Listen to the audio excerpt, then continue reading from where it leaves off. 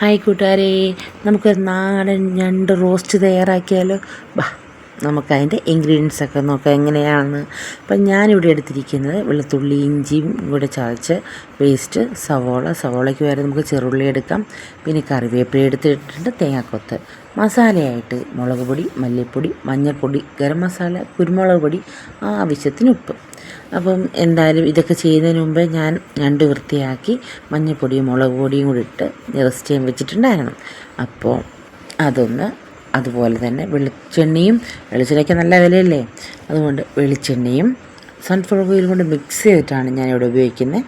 അപ്പം എണ്ണ ചൂടായി വരുമ്പോൾ അതിലേക്ക് ഞാൻ നമ്മുടെ അരിഞ്ഞു വെച്ചിരിക്കുന്ന തേങ്ങാക്കൊത്ത് ഇട്ട് കൊടുക്കുന്നുണ്ട്. തേങ്ങാക്കൊത്തൊന്ന് മൂത്ത് വരുമ്പോൾ കറിവേപ്പിലയും ഇടും. അതിൻ്റെ ഒരു മണമുണ്ടല്ലോ, അന്നേരം ആ തേങ്ങാക്കൊത്ത് ഇങ്ങനെ കോരെടുത്ത് കഴിക്കാൻ തോന്നും. അപ്പം മൂത്ത് വരട്ടെ. അപ്പോൾ അതിലേക്ക് നമ്മൾ എന്ത് ചെയ്തു, നമ്മുടെ അരിഞ്ഞു വെച്ചിരിക്കുന്ന സവോള, ഞാൻ വീണ്ടും പറയുന്നത് കൊച്ചുള്ളിയാണ് കുറേ കൂടി ബെറ്റർ. അപ്പോൾ സവോള ഇങ്ങനെ കൈ കൊണ്ട് ഞാൻ എല്ലാത്തിനും ഇങ്ങനെ കേട്ടോ ഒന്ന് കൈ കൊണ്ടൊന്ന് ഞെരടിയിടും.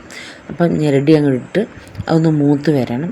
നന്നായിട്ട് മൂത്ത് വന്ന് കഴിയുമ്പോൾ നമുക്ക് അതിലോട്ട് ഒരുപാട് മൂക്കണമെന്നില്ല, ഒരു മുക്കാൽ ഭാഗമെങ്കിലും വരണ്ട് വരുമ്പോൾ, മുക്കുക എന്ന് പറയുമ്പോൾ അതാണ് വരണ്ട് വരുമ്പോൾ നമ്മൾ എടുത്ത് ചതച്ച് വെച്ചിരിക്കുന്ന ഇഞ്ചിയും വെളുത്തുള്ളിയും കൂടി ഇട്ട് കൊടുക്കാം.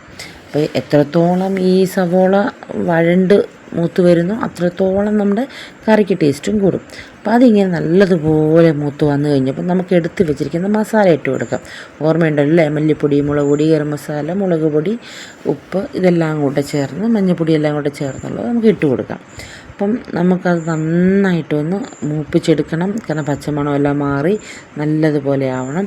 അപ്പോൾ അങ്ങനെ നല്ലതുപോലെ പച്ചമണമൊക്കെ മാറി മൂത്തിരിക്കുന്ന ഈ ഒരു മസാലക്കൂട്ടിലേക്ക് നമ്മൾ എടുത്തു വച്ചിരിക്കുന്ന ഞണ്ട് ഇട്ട് കൊടുക്കാം. എന്നിട്ട് നമ്മൾക്ക് ഇളക്കി കൊടുക്കാം. അപ്പം ചെറിയ ഇതിലിട്ട് കൊടുക്കണം. അപ്പം നമ്മൾ ഇളക്കുന്ന സമയത്ത് ഒരു ഇച്ചിരി വെള്ളം ഒഴിച്ചു കൊടുക്കുക. പിന്നെ ചെറിയ ഇതിലിട്ട് വേവിക്കുക. വെള്ളമൊക്കെ ഇറങ്ങി പറ്റി നല്ല റോസ്റ്റ് പരുവം വെന്തിങ്ങോട്ട് വരുമ്പോൾ ഒരു പ്രത്യേക മണം കേട്ടോ. പിന്നെ നിങ്ങൾക്ക് എരി അനുസരിച്ച് വേണമെന്നുണ്ടെങ്കിൽ കുരുമുളക് ഇട്ട് കൊടുക്കാം, പിന്നെ പച്ചമുളകും ചേർക്കാം കേട്ടോ. പക്ഷെ ഞാനതും ചേർക്കുന്നില്ല, കാരണം എൻ്റെ മക്കൾക്ക് അങ്ങനെ അത് എരി പറ്റാത്തതുകൊണ്ട് അങ്ങനെ അധികം ഞാൻ ചേർക്കുന്നില്ല. അപ്പം നല്ലതുപോലെ വെള്ളമൊക്കെ ഇറങ്ങി വന്ന് വെന്ത് ആ വെള്ളം ഇടയ്ക്കിടയ്ക്ക് ഇളക്കി കൊടുത്തോണ്ടിരിക്കണം.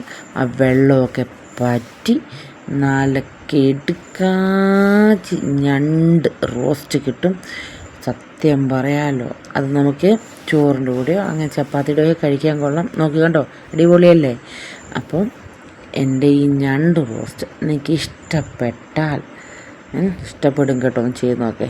ഒന്ന് ലൈക്ക് ചെയ്യണം, ഷെയർ ചെയ്യണം, സബ്സ്ക്രൈബ് ചെയ്യണം, എന്നെ ഫോളോ ചെയ്യണം. Bye bye.